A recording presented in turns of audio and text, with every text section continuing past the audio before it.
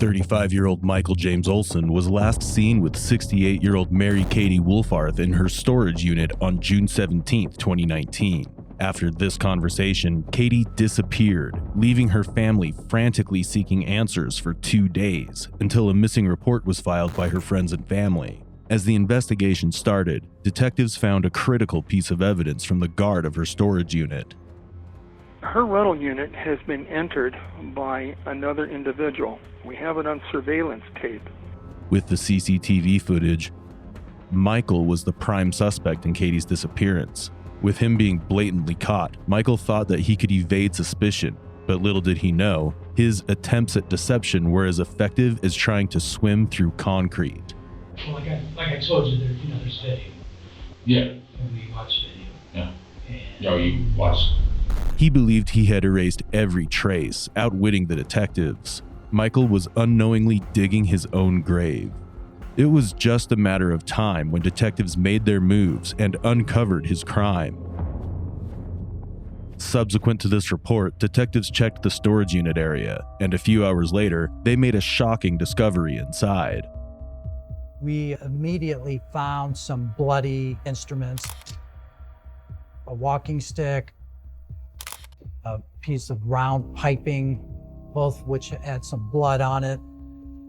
We then visually saw the trash can that she had been placed in. It was kind of toward the back center of the storage unit. You could see that there was a leg and foot sticking out of the trash can. Once Katie's body was discovered, detectives wasted no time and went for a manhunt to arrest Michael. Through lead, it was found that Mike tried to break into his father's duplex on the same day and already in custody. With Michael now in custody, the officers arrived at the station to begin their inquiry. However, while he was alone in the room, he started behaving rather odd, which immediately caught everyone's attention. All this for going through a window to help a neighbor. You guys are joking. Try to go bathroom. Right here. God, this is so stupid. Initially, he believed he was being interrogated about the burglary. Assuming that his questioning is for another petty crime, he attempts to manipulate the officers by building a different narrative of the incident where he was trying to be kind and help a neighbor. However, they soon saw through his manipulation and immediately pressed him with basic questions to test the authenticity of his story. Yeah, I know you explained a little bit out on scene there, what kind of had happened, okay? Of course. So, I just want to I like to do things formal, and that's why we're down here doing this right now. Tell me kind of how this whole thing transpired today. I went and picked up some mulch. Bob and Rose always yells at me through a window, and hey Mike, and, my dad was leaving this morning. Hey Mike, can I use your coffee pot? So I used my coffee pot. I was hanging out today. My dad was out working, and I was kind of doing my own thing. And she said, could you? We were sitting there having a cigarette. Bob was there, and I was like, she said, "Can you open that door for me?" There's a closet door that always sticks, that I usually just, if there's no lock on it or whatever. I thought she meant that. She didn't know the bedroom door. And I went over, I was like, oh, well, Rose, it's locked from the inside. Or, so I was like, I think you guys always keep that window open. Why don't I just go around there and, yeah, could you? I don't think you'll fit. And I was like, oh, come on, Rose, I lost weight. Shoot, I can get in there. Yeah, and so that's what I did. I helped her get her window open, or her door open. Went around there, and it made it look like I went to jump in. That's probably what the neighbors saw me doing. I tried to jump in first, and I was like, well, I need a chair. Went over and I opened our freaking bedroom door. It was locked. I just was living there. The landlord, he was like, I guess he tried to get him to get out of there. Sorry, I'm acting like I'm all nervous and talking, but I was just helping them out, getting their freaking bedroom door open so they could start getting all the out of there. They asked me to help them get all the out of the basement and out of the bedroom. Okay, so just so I understand it, they yelled out the window to you in the morning. That was at like 8:30 this morning. Yeah. Then I was there. What neighbor called? Because didn't the neighbor see me doing mulch? I don't know which neighbor it was. It doesn't even matter. But dude, I was doing mulch for him. And that wasn't like I was charging him for everything. I went and got him a pack of cigarettes. Can you go get cigarettes, Mike, for us? Of course I did, yeah. While telling his story and answering questions, he made a chilling confession about himself, one that raised immediate red flags. I've been staying there since February of 18 with my dad after I moved out of the TPO with my ex-girlfriend. A temporary protection order is issued in Ohio when someone is accused of domestic violence, assault, or menacing. This order legally prohibits the offender from coming near the victim, offering them protection during the legal proceedings. In this case, however, it soon became clear that he was just playing the one being wrongly accused, desperately trying to manipulate the situation. But deep down, he knew the truth was closing in. When we came in, we arrived and you were in the basement at that time. Yeah, I was getting stuff out of the basement.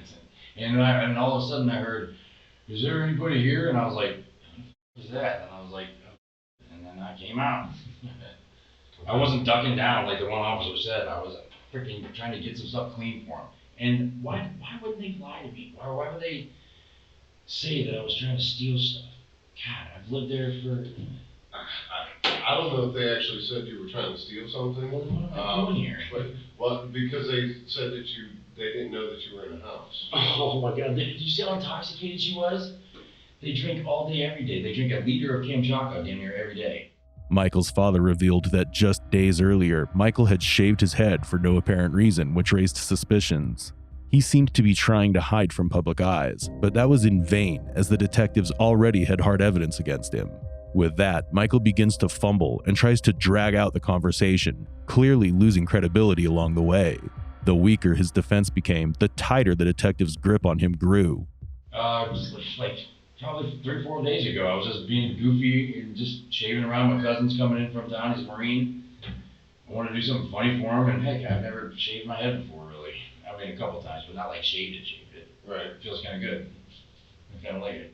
Did he meet up with you after you ran out of gas? Yeah, he came and actually got me some gas, yeah. But, he didn't say anything about it. Did he get you gas? Well, actually, he just gave me $10, and then I was right by that. I was on Carroll and Market, to get some gas, and then he left. So. Your dad did? Yeah, he left me there. What time was this? It had to be, I don't know.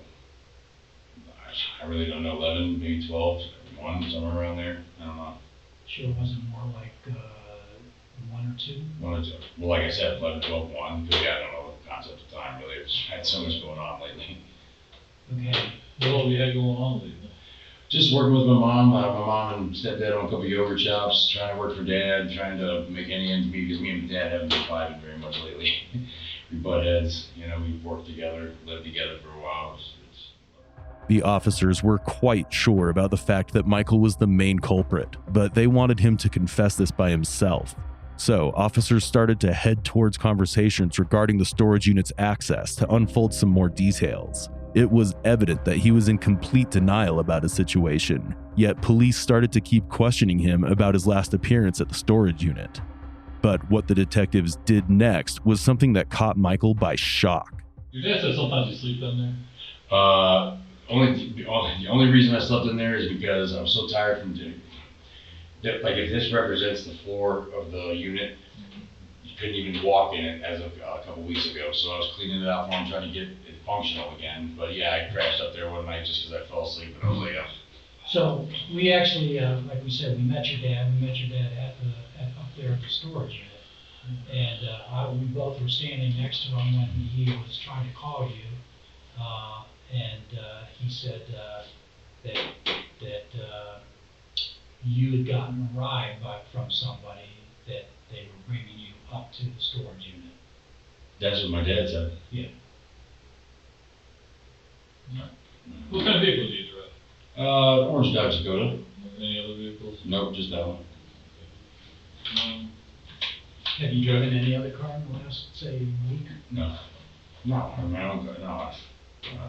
No. The truck was down there at Carroll or East Market. Yeah, right. And I was gonna get a lift up to the gas station to get some gas, but I never said I was coming up to the storage unit. Yeah, he said that's what he said. That's what he said? And he actually texted you.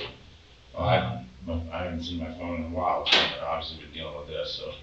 Well, this has been like Well, yeah, but still, it just feels like it's been an eternity that I've been going through a window to help out a neighbor. So when was the last time you were up at the storage unit? Like I said, yesterday morning, can't remember what day it was. Were you up there Monday? Yeah, that's Dave and Kathleen? Katie? That's the same name, right? Yeah, I think so. Yeah. Who is she? She has a storage unit up there, I think, I thought it was her husband, Dave, or something like that. I met him before. Which unit? I don't know what the letter is. I have no idea. It's Next to you, across from you? Across from me, in the middle building. Okay. Yeah. With the hard evidence in front of him, Michael was caught off guard. The change was initially subtle, but it quickly became clear that the image had triggered something within him. He started to fidget and fumble with the bottle, a clear sign that he had become nervous. This was exactly the kind of reaction that detectives were looking for. Sensing an opportunity, the officers proceeded. I'd say probably Saturday, Sunday, something like that. I was up there doing some stuff around the shop. Okay. What about Monday? I don't think I was up there Monday. I really don't. I don't think I was up there Monday. Well, like I told you, there's video. Yeah. And we watched video. Yeah. And No, you watched the video. Did you talk to her at all? No. Yeah, well, she actually tried to knock on my door one night. She said I was sleeping up there. I fell asleep or something. She gave me a fan if I was hot or something. So I had talked to her before, yeah. I thought somebody told us you were dating her. No? You never had any sexual relations with her? No, absolutely not. Oh my gosh, why am I even being asked this? Well, Mike, their video shows that you were talking to her Monday. So, well, yeah, I told you my days were all kind of like, And both of your storage units were open. You were going in and out of yeah. both units. Were you I thought that was- were you in her unit? Was I in her unit? No, just right outside the door. I mean, I might have ventured in there to look at a couple stuff when she was right there, so yeah. Okay. Have you ever been in her unit? Not before that, no. Okay, but Monday, you did not go in the unit? Oh. Or just, Tony, I mean, I really don't know. I was standing there, I was talking to her, she cleaned out my, what do you call it, shop vac. And I just am bad on the timeline of the days. I really don't know, so. okay. But I never was actually like, I mean, maybe right outside the door, but all the way in the back, no, I've never been in there. You can't even, there's a freaking wall of stuff you can't get through there. Has she ever been in your unit? She brought me, she dusted off the shop vac and, I wanted her to see, because everyone that drove by saw how disgusting it was. I was like, hey, look. So, would her DNA be in your storage unit? No, not at all. And that was it.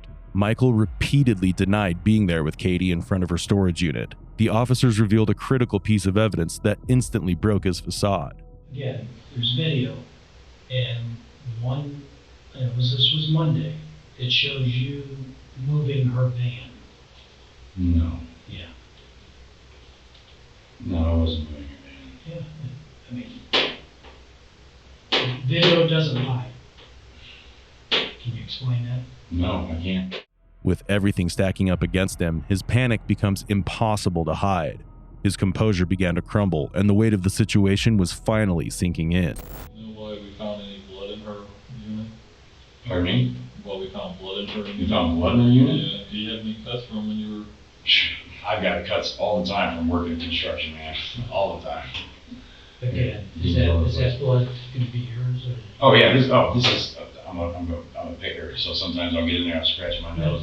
But again, the blood that we found in her unit. Oh, is it gonna be my blood? No. How would that be my blood? I didn't cut myself over there, so no. We could kind of piece together what happened.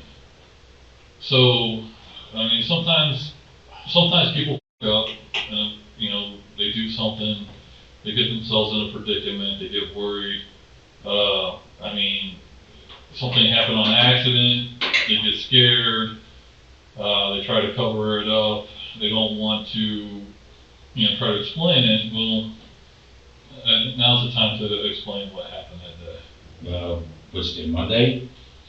Monday, Tuesday or Sunday, there's nothing to explain. No. There's nothing to explain.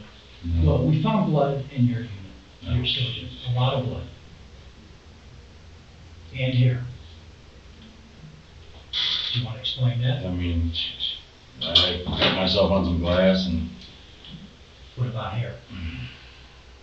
Was like, how long have you been keeping your hair like that? Literally like 2-3 days. Okay. Literally like 2-3 days. Well, you said, I think you said it was about 3 or 4 days ago, earlier. Well, 3-4 days, 2-3 days. Like I said, I don't know how my timeline is, man. It sucks. We found lots of blood in your storage unit. Lots of blood. We found sticks, instruments with a lot of blood. No way. During Michael's interrogation, police had already found Katie's dead body, which was found at the storage unit. With all the evidence pointing in the same direction, officers were quite sure who was responsible for the heinous crime. The detectives now crank up the intensity of the interrogation to bring out the confession that would resolve the case once and for all. Her keys were found in your dad's basement today. No. That's not the narrative you want to try to go with. That's not going to work for you, buddy. Something bad happened to Katie. You know it. You know what happened. Yeah.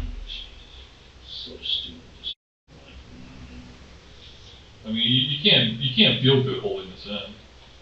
No, not really. No, I just. Tell us what happened. I snapped, man. I snapped.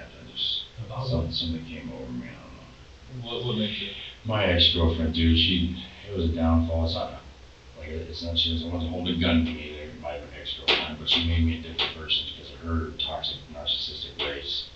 Finally, with no other option and knowing that he was cornered, he confessed. But that did not stop him from blaming his ex-girlfriend for this kind of behavior as a last effort to minimize the brutality of his crime. It clearly shows his sociopath mentality and utter disregard for the sanctity of human life. All that was now left is for the detectives to gain more details about that incident. That's why I told you, this is your narrative. This is your chance to say for your story. Yeah, well, I just. Are you just a cold-blooded, no, homicidal maniac? Not at all. Or was it heat of the moment? Heat of the moment type of thing. I snapped. I just went over there, hit her on the head. That was it. What'd you hit on the head with? Yes, Like a metal pipe, a walking stick, something in there. wooden. Yeah, it was actually a piece of the, I don't even see that yet. A piece of the fireplace stick. Where'd you hit her at? Back of her head? Anywhere else? Did she see you? Were you facing her or? No. You don't know how many times you hit her? I think just maybe once or twice, 3 times maybe, and then I just strangled her. Well, And then I just tried to get rid of the evidence, but let's see what I didn't do. Because I knew about those cameras. Where's the van? No idea. I parked it in the hood somewhere. On June 20th, the police found Katie's vehicle on Whittier Street in Akron, parked in front of a house. Michael thought the officers hadn't made the connection, but now he had no choice but to face the consequences and regret his actions. I've been so emotionally and verbally abused. You have no idea. I got a mother that, staying with, I'm 35 years old. You have no idea. Can you explain why her clothes got ripped? I wasn't gonna cut her up or anything. I'm just gonna try to get rid of it somehow. After confirming it was Kaitte Wohlfarth, with a heavy heart, one of the officers proceeded to inform her family about the devastating incident. So obviously, call the paramedics, okay? We're not in her unit. We're in the unit across the way. We don't know who it is, okay? But that's where we're at right now. I can't confirm anything right now. We're having the medical examiner coming out, okay? We're not touching anything until the medical examiner comes out. Well, to be honest with you, I'm telling you what I know right now, okay? There's a body in there. And it's covered with some items, so we can't really examine that till the medical examiner gets here and does a workup on the scene.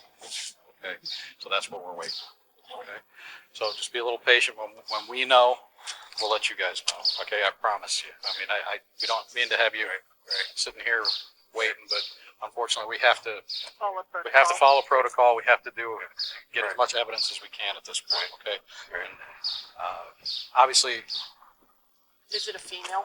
That I don't even know. I can't even tell you that right. Because Maybe like I it's said, so old they can't tell. because like right now what we have is a body that we know, a deceased person that's covered with several items that we have not moved yet.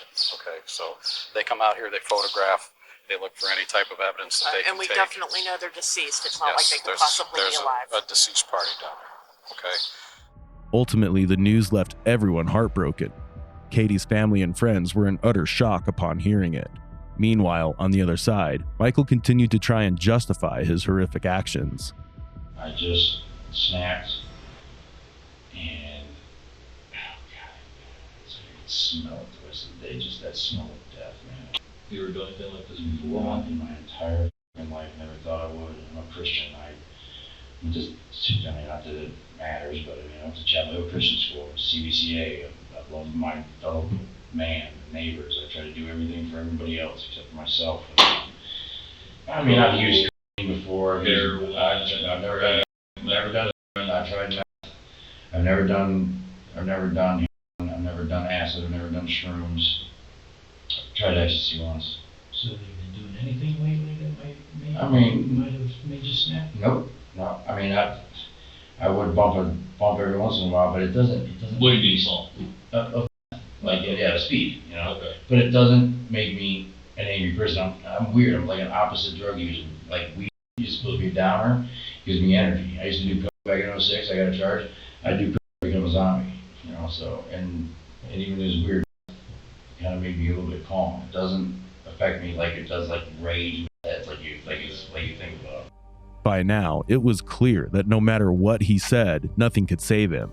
It's ironic to watch a man who mercilessly took a life now attempt to portray himself as calm, and his actions are conveniently blamed on past trauma. It was evident that his girlfriend's behavior wasn't the trigger. The real cause behind this horrific incident was his drug abuse. Initially, he hadn't been labeled a regular drug user, but the police had gathered enough evidence to prove he was an addict. Over time, this addiction led to anger issues, causing him to lose control and act in ways he otherwise wouldn't have. Anything else you can think of that you want us to know? I mean, I'm sorry. Do you have any other questions? I mean, you can ask me, but not that I can think of. I think we're pretty much. You got your confession. I got a confession, didn't you? In the end, this self-proclaimed genius was finally under arrest. No, Mom, Dad, if you ever watch this, I love you. I'm sorry. Should never have done it. You just snapped. With all of this evidence gathered, he was finally brought into court for sentencing. Michael, at his sentencing, finally apologized to the family and attributed his conduct to drug usage while accepting responsibility for the crime. Just hopefully one day you will see that I'm not the devil, and I'm going to do everything in my life to help wherever I lie. God will use me in some way. I'm so terribly sorry for everything that's happened. Katie's friends and family also submitted their impact statements, expressing tremendous grief and outrage at Michael Olson's acts, with some believing the death penalty would have been more appropriate. On August 27, 2019, Michael pled guilty to a range of serious charges, including aggravated murder, rape, grand theft of a motor vehicle, gross mistreatment of a corpse, and trespassing. In exchange for his plea, he avoided the death penalty and was sentenced to life imprisonment without the possibility of parole, along with additional terms for his prior offenses. Did the justice system truly serve justice, or did it merely follow protocol? Would Michael have slipped through the cracks if the CCTV footage hadn't surfaced? Share your valuable thoughts on this case in the comments section. If you want us to cover any case you like, then do be sure to let us know, and don't forget to like, share, and subscribe to our channel.